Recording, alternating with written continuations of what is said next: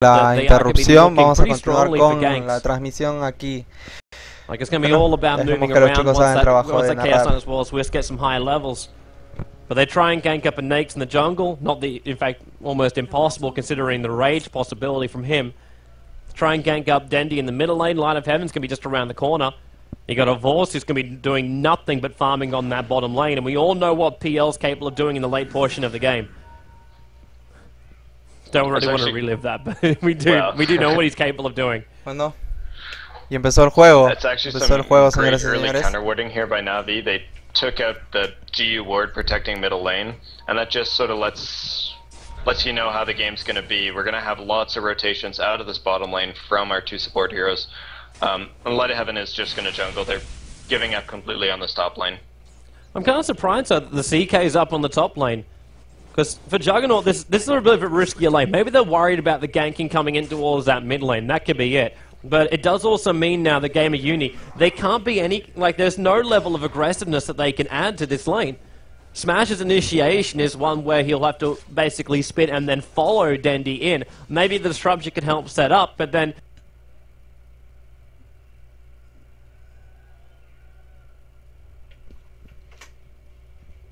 What the fuck?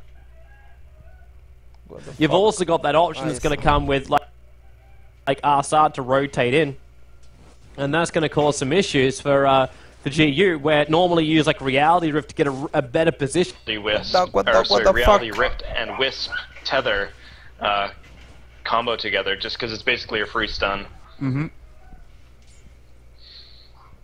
going to be Puppey just stealing some experience from Light of Heaven here. I think this is actually a really good choice.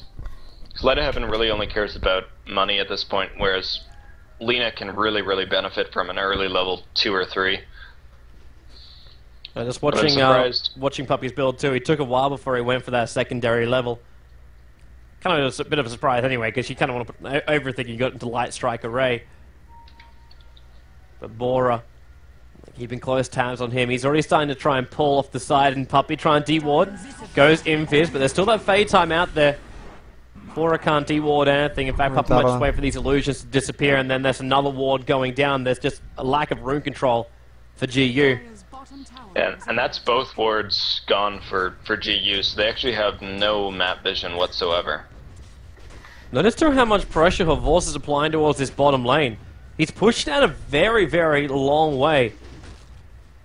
Surprising as well, because now we see SD rotate down to try and stop this any kind of damage being done to the tower. It's no real threat to the tier 1 tower, but just the fact that he's adding this pressure is making GU think twice about, now we see Hawk, he is leaving the jungle and coming down towards the bottom lane before Soul Ring is completed. So it's a premature rotation out now from GU to try and deal what they feel is coming in from PL.